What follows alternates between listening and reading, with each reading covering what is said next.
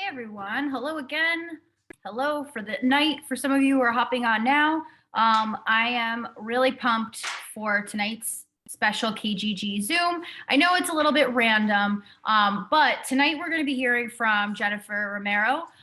She's going to be joining us in a few. And basically, her and her husband have built, an empire. They are very prominent developers near New York City, up where we moved from.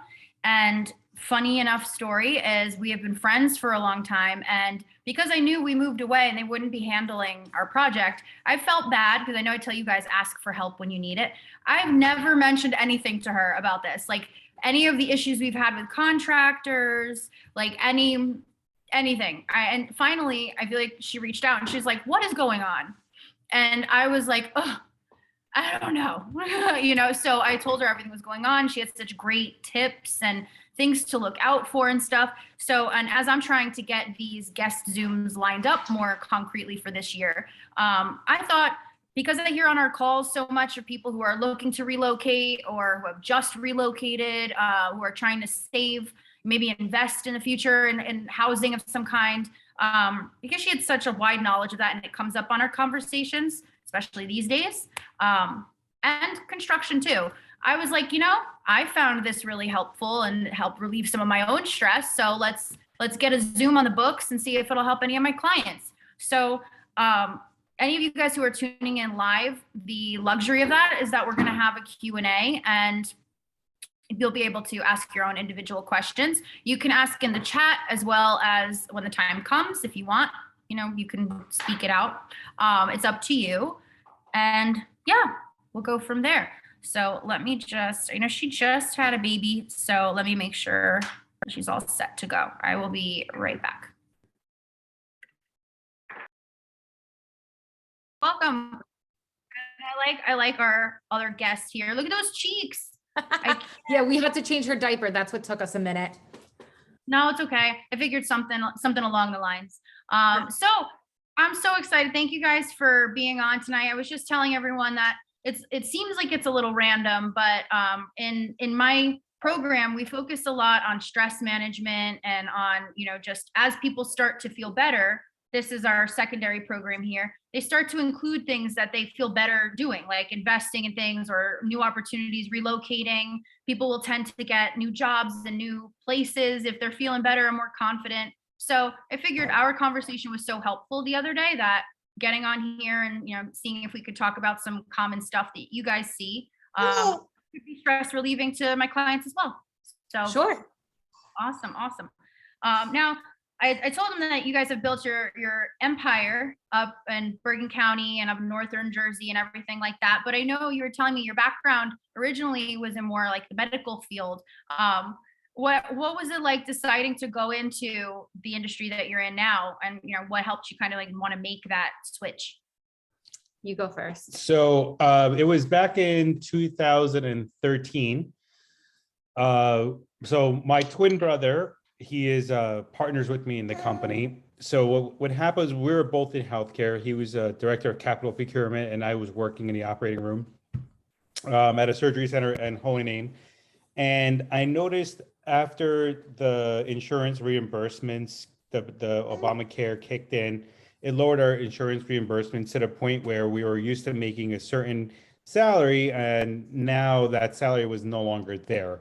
So it turned the perspective, and the market was exactly where we wanted it to be at that time, around 2012, where it was a very diminished market. The valuations of homes were very low.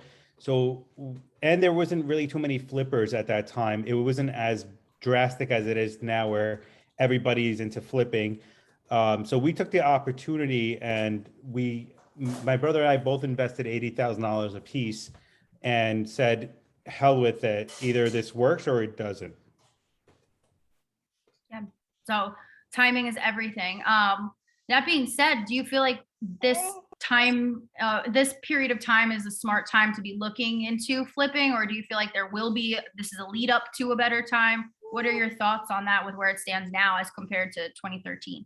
So right now, I run the construction company side. We have 7 different companies within our company. We have drastically grown in the last 10 years. With that being said, we still have flips. I still buy flips, but I buy the worst of the worst.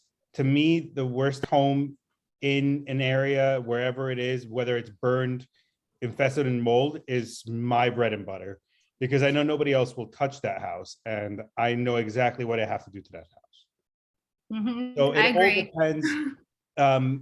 Remember, the key to growth and to liquidity and to success is when you buy a house. It's not when you sell the house. You don't make your money when you sell it. You make your money when you buy a property. You always have to look at the detailed analysis on, the area, the location. I mean, I can give you stories about very successful flip stories, and I can give you stories that I lost money on a flip. Yeah. And either which way, sometimes the market has an effect on it. Sometimes geographical incidences have a big effect on it. So you have to do your due diligence, and when you buy that property, you should have all your numbers, head to toe, with your resale values, with your overheads.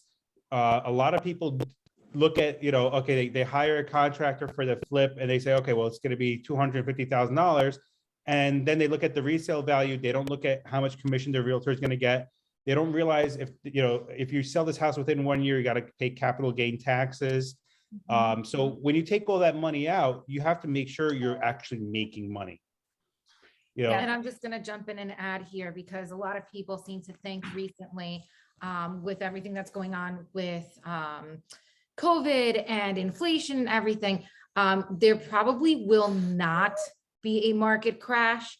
So if you're looking to do a flip type of situation, you want to buy your first home, you want to sell it, whatever the case may be, it's pretty much the time to do it now before things get a little bit wild and out of control there. Because there are going to be some rate hikes coming this year, at least 3 of them, possibly 4. So again, those things kind of come into play as well when you're talking about managing your funds and maximizing your potential profit. Yeah.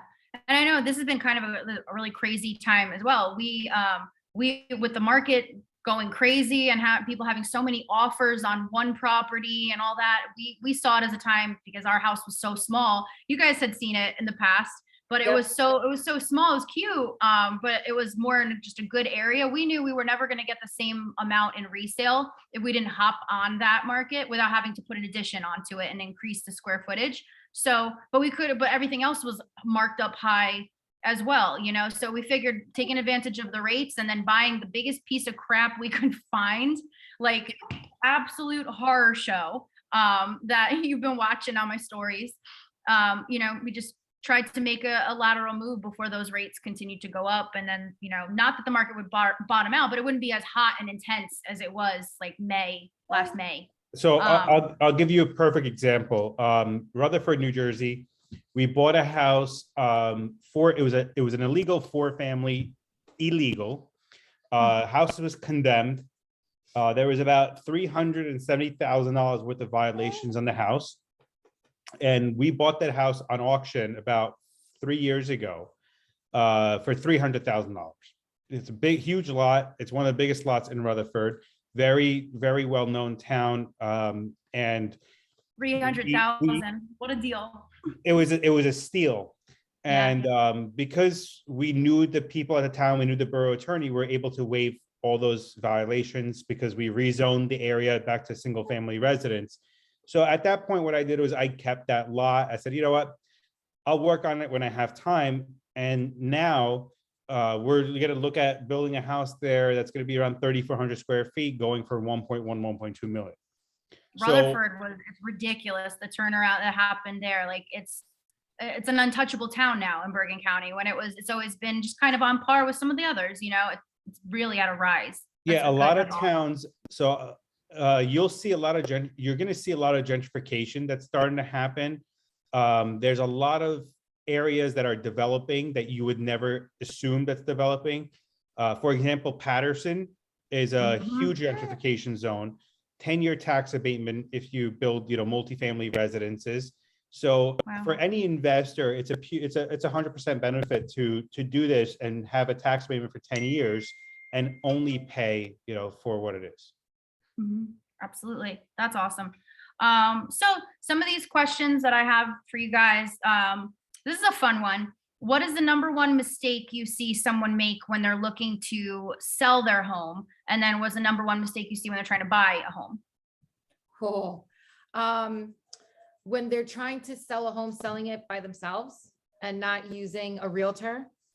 I think most people, I would assume most people would use, I don't know though. My realtor friend says lately there's been on a rise of for sale by owners Yes. that screw themselves out of money in the end. Right. So that's either way. there's been studies out that, you're basically leaving about 15 to 20% on the table when you're not using a realtor. And by no means am I telling you to use whoever you find in a phone book or to use your Aunt Sally, but definitely do your research and find out, who you feel most comfortable with and who's the most knowledgeable in your area to get the job done. As far as buying, I think the mistake that they make is not getting pre-approved. That's a huge thing. You need to have a pre-approval. We made that mistake. First and foremost, you have to have a pre-approval. You can't go out shopping not knowing how much you can spend. Oh, not pre-approval before selling our home. That's what we did. Yeah, we got pre-approved. Yeah, we were pre-approved, but we went without having our house on the market or anything like that. Like found a house we liked and we're like, just wait for us to sell our house. And a few people were like, no. And then and then we found this crap pile that no one else wanted, and it was good. But yeah, no, thanks, Nick. We were pre-approved. I found that much out. But yeah, what is the most surprising thing to homeowners about renovation typically? That's you. What's the most surprising thing? Right now, it's budget. It sure is. So we have, last year, we clocked in 45 homes, renovations. Wow. This year, we're looking at over 50 already booked for the year into next year. So everybody is very conscientious of cost. The problem that we're having is certain materials are going up and down as a commodity item, like lumber. About 7 months ago, when lumber skyrocketed, we had contracts from homeowners signed that were 6 months old that we were going to start, and they had to come out of pocket about $45,000 to $50,000 extra for lumber costs. So all these fluctuations of cost that you're seeing is what's deterring a lot of homeowners from doing major renovations. I'm pricing houses so about a year ago, I was pricing your average adult level with a full gut of the first floor and new siding, new roofing, new windows around $280,000 to $250,000. Now we're pricing at around $320,000 to $360,000. Wow. And we have to make that profit margin, and we have to keep our profit margin to stay in business. But at the end of the day, all the materials that are going higher and higher in price, now we have disclosures saying that it's going to be valid for 15 days, these prices, when before they were valid for 6 months or 3 months. Wow. Now it's only a 15-day time frame, because in 15 days we have humongous changes in price. Right, everything's swinging. Yeah, no, that's crazy. Now, when it comes to, what did I write here? What do I want to ask? Now, when it comes to hiring a contractor during this period, and by the way, guys, these were all prices indicative of New Jersey. They are insane. So we have a lot of clients tuning in from various areas throughout the country. It's all relative. So these increases, you'll see them in and not so much with the renovation. I have to assume everything's pretty much going to be standard cost of materials. But in terms of like house market values and stuff like that, they're going to be drastically different. I didn't want anyone to hear any numbers that scared them to thinking that you couldn't look into it. It's going to be relative to your area. But if someone wanted to hire a contractor right now, what would you recommend they look out for that maybe people don't know to look for when they're trying to pick the right one? So usually when I go into a house for an estimate or whatnot, I'm always the second or third contractor that walks in. I'm never the first guy, because usually the first guy is like a family referral and whatnot. And homeowners always speculate and they look on Google reviews. You always want to look on reviews online. If you look up my company, we have like a 4.9, 4.8 star review. You want to always look at reviews. And when you have the contractor in a house, you want to ask them questions. You don't want the contractor to tell you, okay, well, this is what you got to do. And this is that, and this is that. Ask for an itemized breakdown of your estimates. Any contractor who is pricing your job knows how much they're making, knows how much every material is worth. So he's actually making a cost basis to give you that lump sum cost. But at the end of the day, you're paying every penny of that construction. You need to know where every dollar of your renovation goes to. Mhm. With that being said, homeowners turn around and say, well, what type of windows am I getting? Well, the contractor needs to provide that information. If the contractor says, well, they're just standard vinyl windows, well, what type of windows? There is no such thing as a standard vinyl window.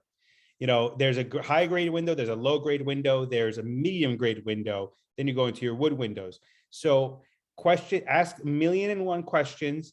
And if the contractor turns around and stops supporting those questions, that means that there's something wrong, that he does not want to continue supporting this.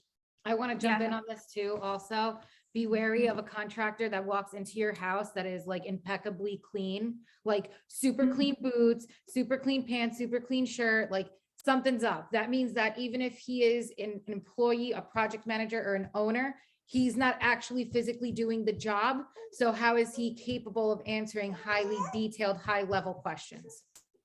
It's interesting you say that, because the contractor we hired, and I know my ongoing dilemma, has wears work boots and jeans and all that stuff, but is always impeccably clean.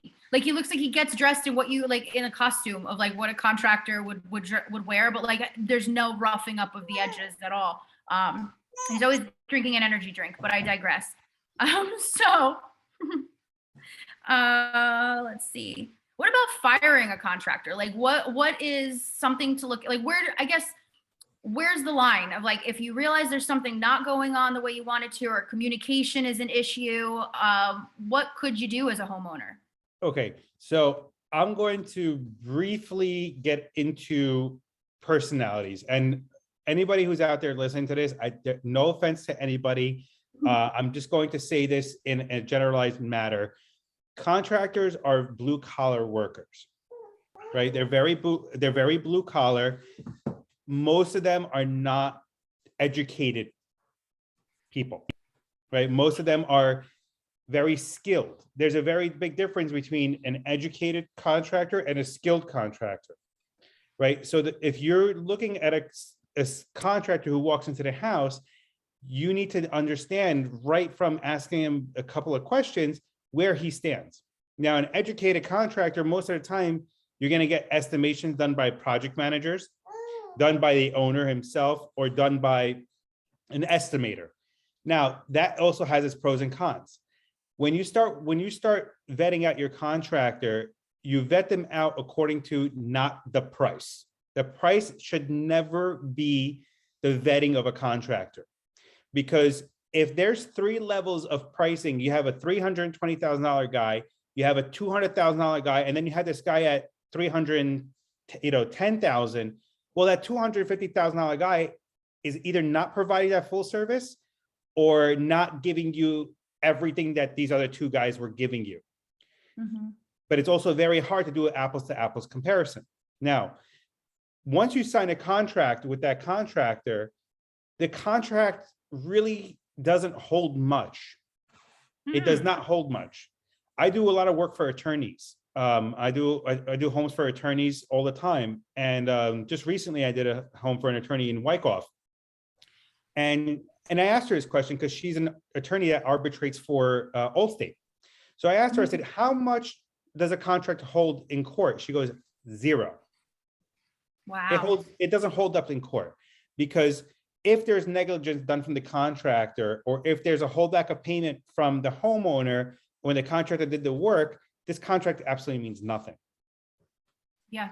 Wow. So when it comes to terminating a contractor, number one, no contractor wants to take the work of another contractor. Mhm. You know, one, for warranty purposes. I warranty a house for 5 years. If I came into a house that was halfway done with a contractor, especially if there's already sheetrock on the walls, I will never take that job because I have no idea what's behind the walls. Yep. There's different ways that people do people do different things, different ways to come up to the same resolution. In that case, I may not like the way he drilled into the 2x4s, the way I drill into the 2x4s. I think it's more structurally safe than he does. So when it comes to termination, you want to work with that contractor as much as you possibly can. Now, if they turn around and abandon the project, that's a different problem. If there's an issue with payments, a lot of contractors want payment up front. They want deposits before they start. They want deposits for materials that they want to purchase. Well, you could always turn around and work another way and say, well, give me the invoice. I will pay the vendor directly. I will eliminate going through you to pay for this material, and I'll pay the vendor directly. Deposits, in my opinion, are never the safe thing, because anybody you speak to that has gotten burned by a contractor, they've never recuperated their funds. Wow. You know, I do work with a lot of law enforcement, and even law enforcement guys, they're like, we can't do anything because if he runs away my $40,000, he runs away. So when it comes to the termination aspect, you want to try to be as nice as possible when it comes to that process. And if you see that you're not getting anywhere with this guy, then at that point, you have no choice but to terminate. Again, the lawsuit in court does not hold up. You're going to spend a lot of money. Most of the time, they're not gonna really negotiate anything. And there's always a downfall on everyone's side. You know, I can find a loophole on my end. I can find a loophole on the customer's end. In both aspects, it doesn't work well. Yeah, because as we've had issues here, my God, we hear it from people all the time who don't know like the full scope of things. They're like, "Oh, fire them! I would have fired them so fast. I would," and I'm like, "Yeah, you know, of course you can say that, but then you also you're in the middle of a project. You have to hope that, like you were saying, that somebody else even wants to take on the messiness of getting in the middle of the project. They know your emotions are high. I'm sure it's like your least favorite client to take on because you know they're already pretty pissed off at the process." You know, and then on top of it, it's like, is the juice worth the squeeze? Then to just try and get done as much as you can, get them out of the house, and then learn from it, and just, you know. But everyone's always like, sue them, fire them, blah blah blah, and it's like, I don't think it works like that, you know. Yeah, I'll give you a quick example. I do a lot of variances for homeowners. A variance is pretty much when you have like setback issues and you got to go to the town. A lot of out-of-state people don't have this problem. In New Jersey, we have this problem because all our lots are very tiny, and we have these massive houses and these tiny little lots. So I had a client who hired me for the variance and for the architectural drawings, because we have an architect on staff and all this good stuff. We did 2 variances, we passed everything, and then she turned around and sends me an email the day after we passed, said, "Oh, well, I'm divorcing my husband, so I'm not moving forward with the job," and failed to pay us for the architectural drawings and the variances. At that point, I put a lien on her house and I sued. Yeah. And I won the case because I had all the reasons to win the case, and she's paying us monthly payments. So at the end of the day, when it comes down to firing the contractor, you want to be as gentle as possible, because you need them more than they need you. You know, at the end of the day, you need the work done and you need me to do that work. So the more you squeeze and pressure, the more reluctant they are to come and complete the job. And the more you text and, aggravate, the less they want to, the less interested they are to finish that job. And I see it all the time, running 20 to 22 jobs at a certain time with 5 project managers. With the way materials are going, what we always do is we always reassure the client by giving, detailed analysis. So if there's a problem with the contractor, I would say firing is not your best option, but have them provide you information that will secure your thoughts, that this job is going to move forward. Yeah, definitely. I think communication is the most important thing. I noticed with the way we structured it, it was kind of like he had milestones. So it's like once we complete, or like once this material arrives, we have to pay him X amount. Once this is installed, we have to pay X amount. So it's interesting because now we're at a point where, he's like, he has to get started, and we're ahead on one project, but not ahead on the other one. And we're paid up on one, but because the window is delayed, we're not paid up on the other one. So it's all just kind of a screwy mess. So a lot of it relies on just communication, because none of this was anticipated. There were delays, Correct. scheduling, timing changes. Now, I think that would probably be the best thing for me, hearing from what you've been saying, is the more reputable the contractor, the better their communication is probably going to be. Yeah. So the bigger the company. So if you look at different contractors, we call them the one man, one band guys. Those are the small guys in our opinion.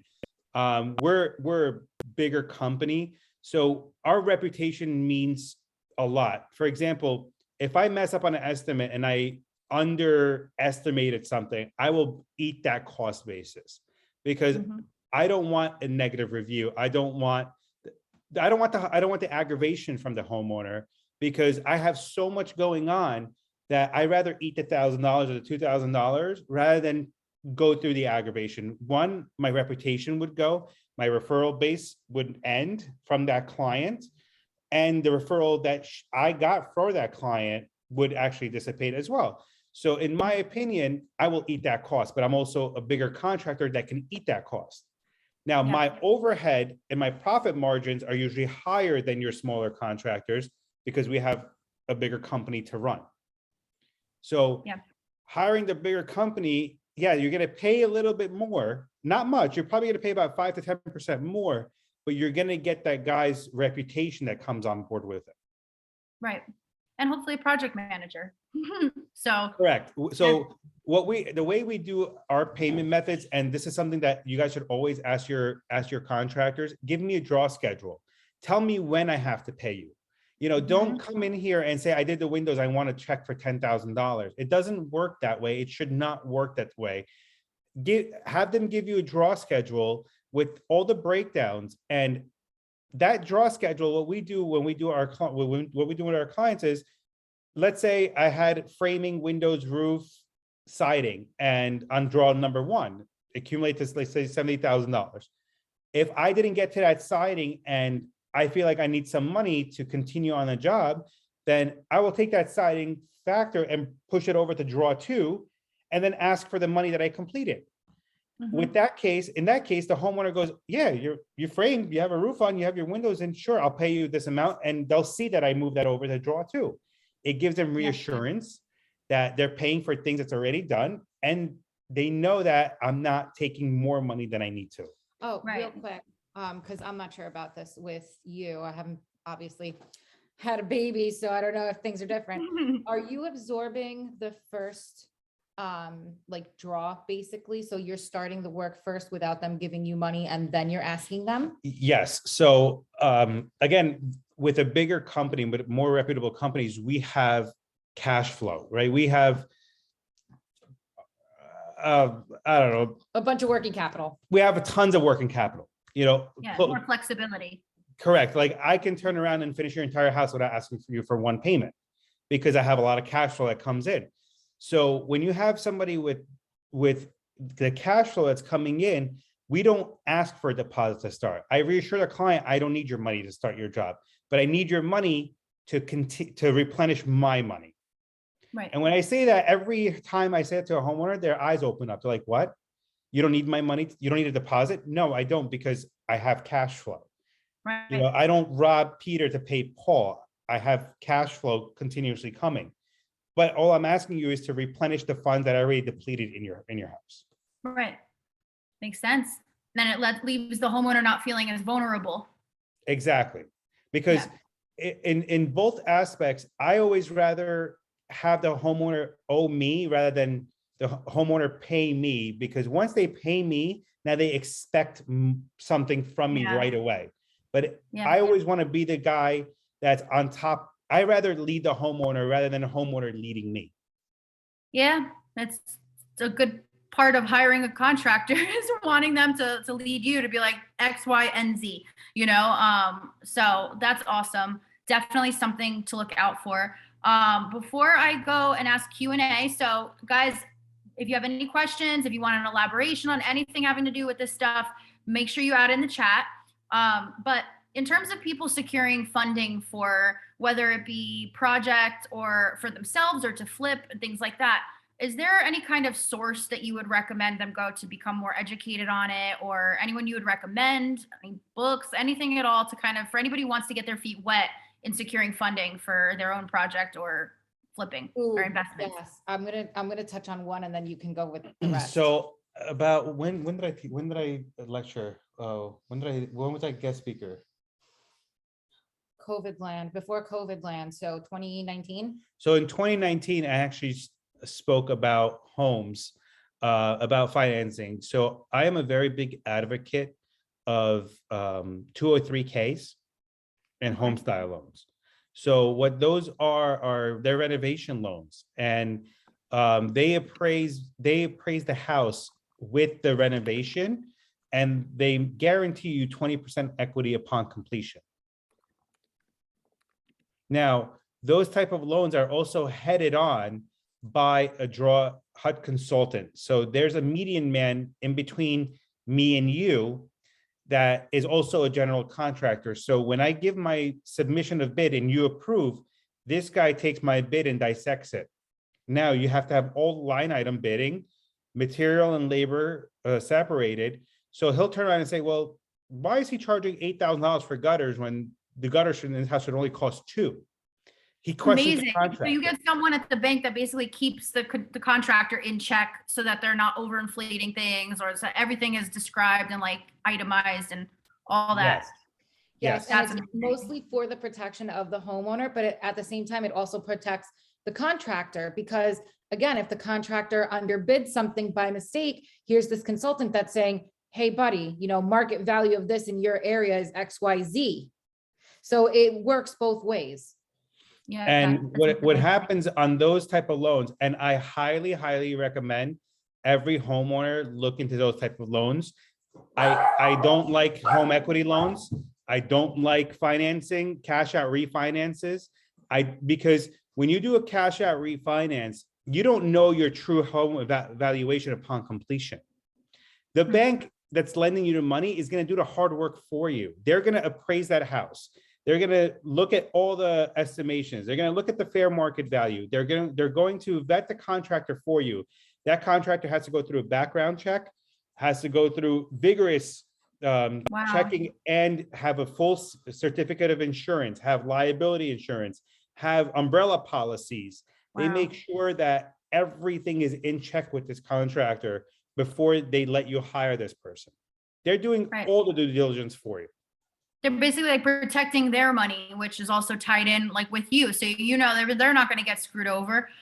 You know, so whether it's the contractor's protection, the homeowner's protection, it's like having a liaison. I love that. So that everything's on the up and up. Well, also when you're doing like a cash out refi or an equity line of credit to do a renovation, you don't know, you're literally just taking, you know, a huge chunk of money and you're saying, okay, this is how much I have to spend. There is a such thing as overspending on a renovation and not meeting an appropriate after repair value in order for you to be profitable on your property. And that might be okay if that's going to be your forever home, but everyone's situation can change in the blink of an eye. Essentially, you can have a huge life change where you do need to sell, you do need to liquidate some assets. Now you're upside down. Now we have to short sale. So your beautiful house that you spend tons of money on, you're now upside down. So this is also like another kind of safeguard into having that not happen, right? Because you have guaranteed 20% equity at the end, at the completion of the renovation. So essentially you can turn around in a year, sell this property, and you would have made, quote unquote, about 15 to 20% profit. Right. And if you wanted to use that to do the cash out refinance, you know, you're at least getting that 20% so that, right? That was what you were saying. So that you can take that, right, and invest that into something else. Right. So with the So 3K loans, it's like almost guaranteed that you will be getting a 20% return on your profit, on your investment. Whereas going with a cash out refi or a home equity line of credit, if you don't know what you're doing, if you're not well versed and you don't know what your boundaries are, it's very easy for you to get yourself in trouble and end up being a short sale or foreclosure, even, God forbid. wow. Yeah. It was like when we were deciding how to do in here, like do the kitchen in here, we were originally going to put a waterfall on the island in here. And then I'm like, that's a lot of look because I have like white and black stone on here. But then I also thought about the area and I don't know 100%, not that for God's sake, we're going anywhere anytime soon. But just for the future, and to have a double waterfall quartz island in Howell, is like, it's like a little suburb, so it just didn't make any sense and we don't need it. But it made me think in terms of we're going to be looking to flip in the future, over renovating must be so easy to do if you feel really, tied to the look and aesthetics of things as well. It's so easy, especially, it's really difficult to judge because it changes by area, what would give you the most return. It's not always, a grandiose kitchen that's always going to give you a large return. Maybe it's a 2-car garage. Maybe it's a beautifully well done master bathroom. You don't know. So yes, it is very easy to over renovate. Awesome. Thank you so much. We have for a all of question this. on the chat. Yep, I have a couple here, and I also have someone sent in their questions because they weren't able to tune in live. Let me see. I just have to find that chat. So I'll ask this question in the meantime, and then I'll locate the other questions. But do you recommend letting the contractors know that you're shopping around with other contractors when you're getting I'm assuming when you get your bids at first? That's a great question. That is a wonderful question. So I typically ask that question when I walk into estimates. I always ask the question, are you also getting other bids? Most of the time, it's yes. Lately, in the last 6 months, it hasn't been because I'm getting direct referrals with my relationships with architects. So once you have an architect referring to the contractor, they don't want that deviation to happen anymore. They don't want that separation because they see how the contractor is working with the architect and it's coming from a professional source. I usually have homeowners saying, yeah, I'm working, I'm getting a couple of quotes. And I typically ask the question, it's not that it's not okay to let them know, but I also had the homeowner that when I asked them the question, they said, yeah, I have 7 GCs bidding on the job. In that case, I go, well, I don't want to be number 8 because we're all busy, right? All of us are busy. When I have a competition of 7 people, I don't want to be anywhere near it. So That's gonna be it depends. It does have its pro and it does have its con. If they ask you the question, if you're bidding the job with 5 or 6 contractors, I wouldn't tell every contractor that you're bidding with 5 or 6, but I would say, yeah, I have other contractors bidding on the job, but I wouldn't tell them exactly how many. But what you want to do is when you have the first bid from that contractor, you want to review the bid, educate yourself with what that bid is, and try to do an apples to apples comparison with the other contractor. Because we're also not stupid.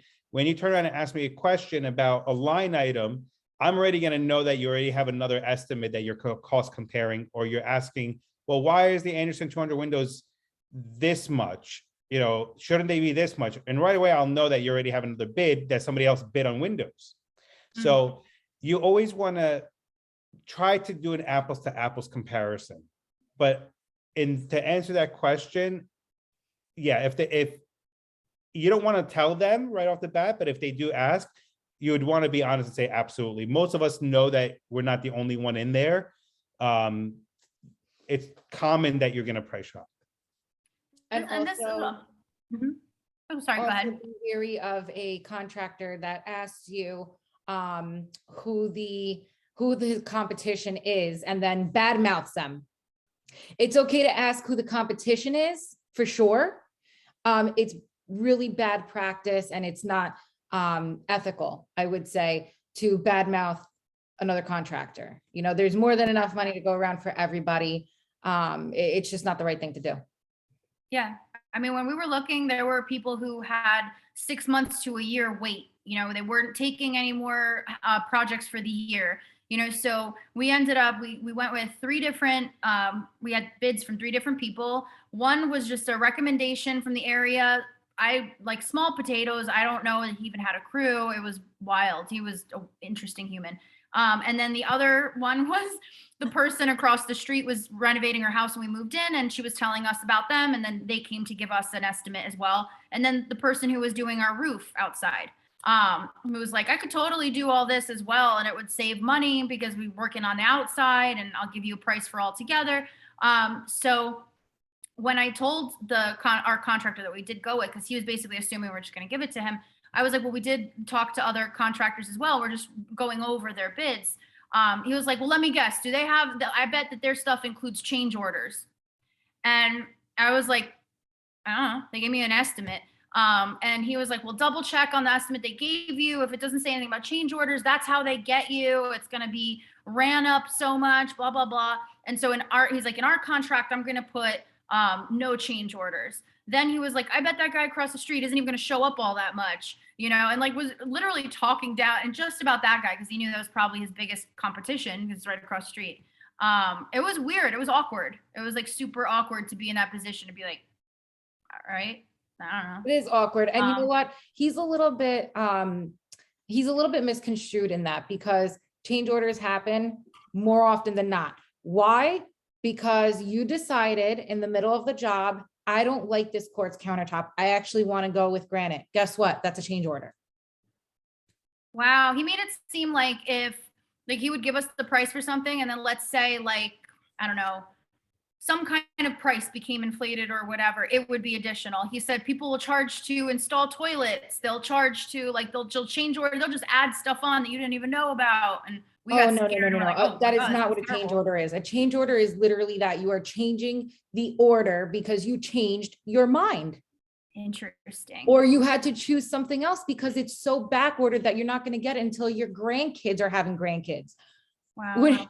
What are you going to do? Actually, so that's a change order. A very common question that you guys should be asking contractors is this price, how long is this price valid for? Mm-hmm. Okay, you should definitely ask that question. And the other question you should ask is this my price going forward? If I don't change anything, then this price does not change. Mm-hmm. The very common question that I get from a lot of homeowners. Hey, Greg, is this price what I'm going to pay all the way through if I don't change anything? Absolutely. I said, the minute you change something, my price will change according to that.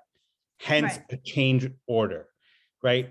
But again, what I was saying before was smaller contractors will not be able to eat the cost of certain deviations that or mishaps that they had in their estimate.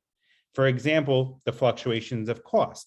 You know, but if you see that the contractor put valid for 15 days, or this line item is valid for 20 days or 30 days, then that's already telling you that this number will work on both your benefit or their benefit, because the way the prices are, for example, lumber is my biggest thing. I keep going back to that. Lumber for me has a 15-day valid for 15 days. And whenever a homeowner asks me that, they flag it right away. They say, well, why is it for 15 days? Well, listen, I priced you out for $70,000 to do a new construction here. If the lumber drops when I get my lumber, I want to give you money back. I don't want to take your $70,000 when I only use $50,000 of it. I want to give you that credit.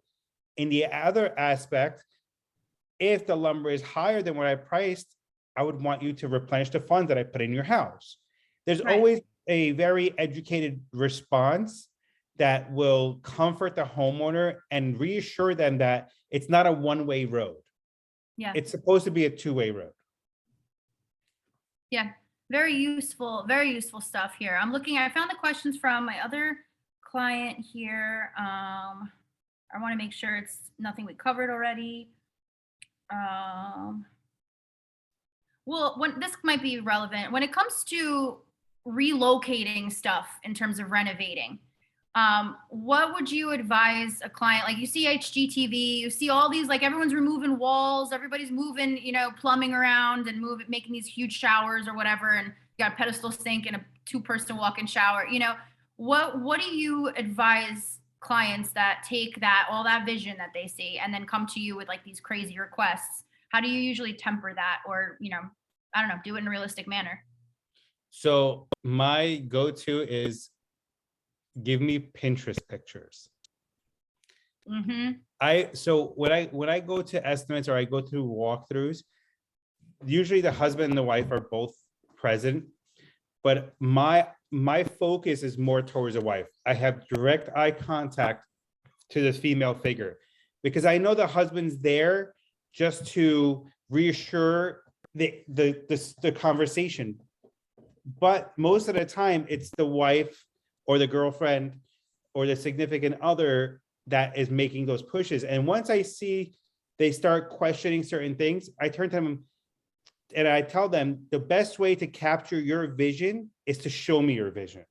Go on Pinterest and make a Pinterest booklet or make a Pinterest album of all your vision. And we can put that vision together as long as I can see that vision. And as long as you have the money. Right. Like, it is what it is. Absolutely. I love that you want to see that vision though, because I think that's really important. Like you want to work with someone that, can kind of bridge the gap. You see what it is you like, and then your contractor is supposed to know what's possible and kind of, bridge that gap. At the end of the day, anything is possible. If a contractor turns around and tells you it can't happen or it's impossible, there's no such thing. Oh my God. Don't tell me that. We had to move our pantry down to the other side of our house because they said they couldn't get plumbing down there for our laundry room to go there instead. It's always possible. If you can't get plumbing the gravity way, you put a Liberty pump in there and you get it, and you get it done. Anything is possible. It's just the willingness of the person to do it. Very good point. I have cut slabs on slab-on-grade homes just to get through there. Wow. Just to get plumbing into slab-on-grade homes. Why don't you tell her about the homeowner that wanted sprinklers and didn't want you to rip up their lawn? So he literally had to tunnel underground under the ground. You did it. Yeah, and it wasn't even like 5 feet, Michelle. It was literally like 50 feet of tunneling because he did not want his grass touched. Oh my, you're like a surgeon, right? Like I mean, you did that sprinkler system laparoscopically. Well, there was a comment from Becky G said I needed to hear that because I was told we couldn't get a vent put in our bathroom. Yes, you can. So they make slim vents, they make full-blown vents, they make Panasonic and Delta quiet vents, like the whisper vents. They make vents for every application. There is no way that a vent could not be possible. There's multiple different venting formats. And like I said, when a contractor turns around and tells you it's not possible, you can always do the research yourself. Google.com is great. Put in the information and see how there's different ways of doing certain things. Literally pose it as a question in Google. Say, how can I get a bathroom vent into my bathroom? Done. You'll have a bunch of different options there. It's incredible. Yeah, love that. And I know that a lot of the renovator groups on Facebook, like I always take it with a grain of salt because like anybody and their mother could be commenting on there and seeming like they know what they're talking about. But it's just good to see a lot of those big like home renovator, DIY, contractor, like home, if there's groups for people who are getting their home done by someone else at that time, where it's kind of like you'll see someone ask a question, like if you had this issue with this toilet, or have you guys found this issue trying to get a vent into your type of bathroom? So I've found a lot of comfort in those pages, just seeing what other people's struggles have kind of been. And so this was great. One big thing before we cut out, ask the contractor for a warranty. How much warranty are you going to provide me? If the contractor turned around and said, I don't warranty the house, right out the door. Thank you very much. Thank you for your time. Get them right out the door. I didn't even know you could ask for that, honestly. Absolutely. So that's one of my biggest questions that is asked all the time is, how much warranty are you providing me? Well, I automatically turn around and say 5 years, and they turn 5 years. You're gonna give me a 5-year warranty? Absolutely, because I know that the work I did is gonna last. When a Yeah. contractor turns around and says, "Nah, I don't do warranties," well, what does that mean? That means one of many different things. Where are you buying your plumbing fixtures from? Are you buying them from Home Depot?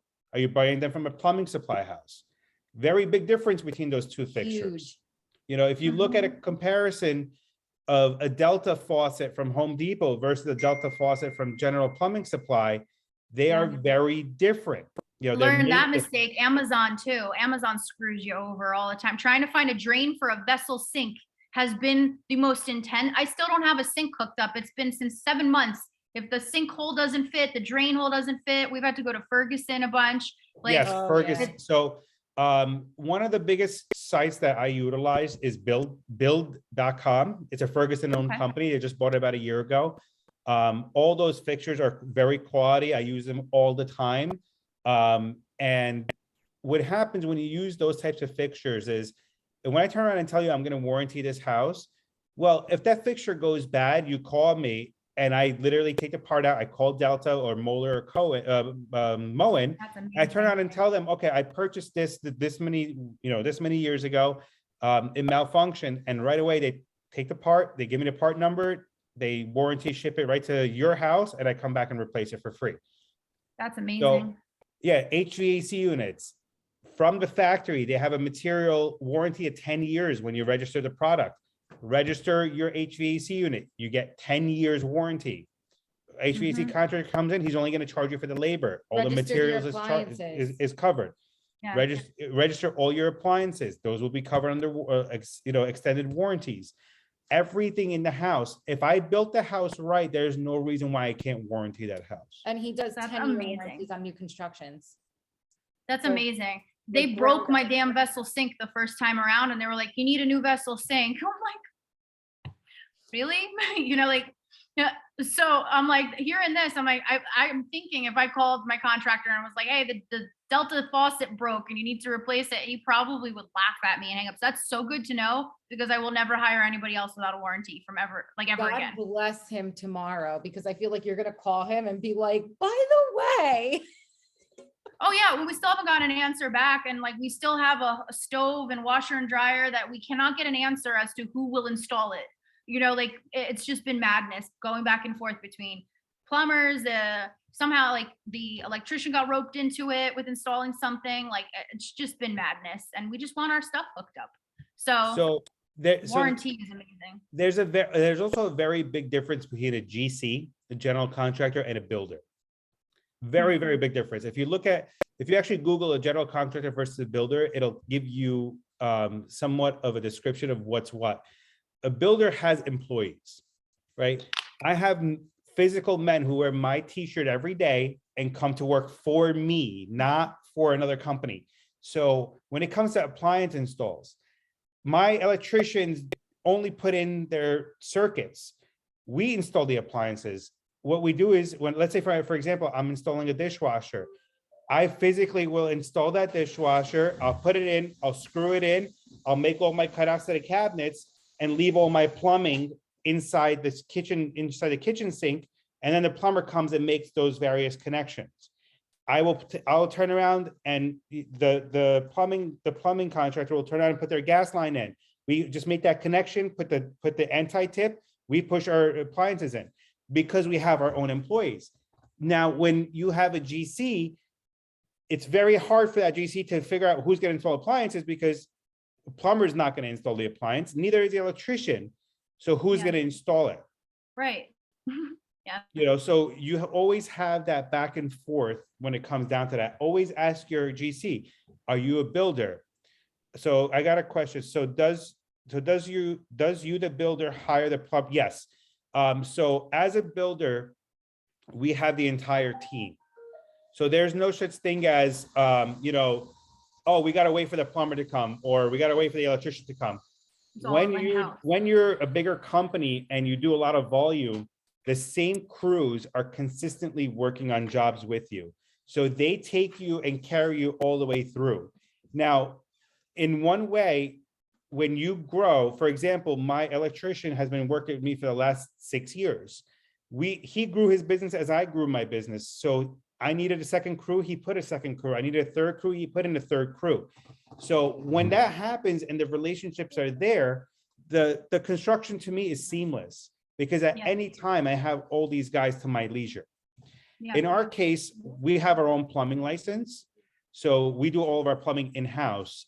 So that would not apply to most people, but we do our own plumbing because we found that niche to be very lucrative. So we started doing our own fixtures. I bet. Yeah, no, our contractors even told us, he's like, because our plumber was taking, at one point, it took them like 2 weeks to get in here. And I'm like, don't you have any other plumber you could call? Like, it's their own company. And that's why it was taking a while to get them into us. It wasn't because they were doing it on purpose. They were busy. But I was like, there's no way around this. Like, there's no way. It's just a quick job. It's hooking up a sink, like and we had to wait. And I remember thinking, like, if they had in-house plumbers or electricians, this project would have moved so fast. So definitely good to know. I didn't even know you could hire a builder unless you had like some massive, like structure you were building. I think of builders, I've always thought of it as commercial. And I thought the only way you can get your home renovated is if you go through a contractor. So this has been super informative for sure.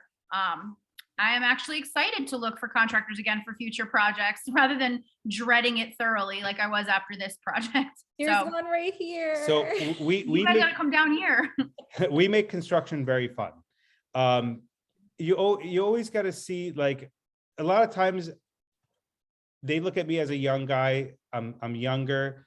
And when they're interviewing contractors, they're usually older, and they ask me a lot more questions. But then they see, like, I have this humongous platform of technologically advanced ways of doing construction.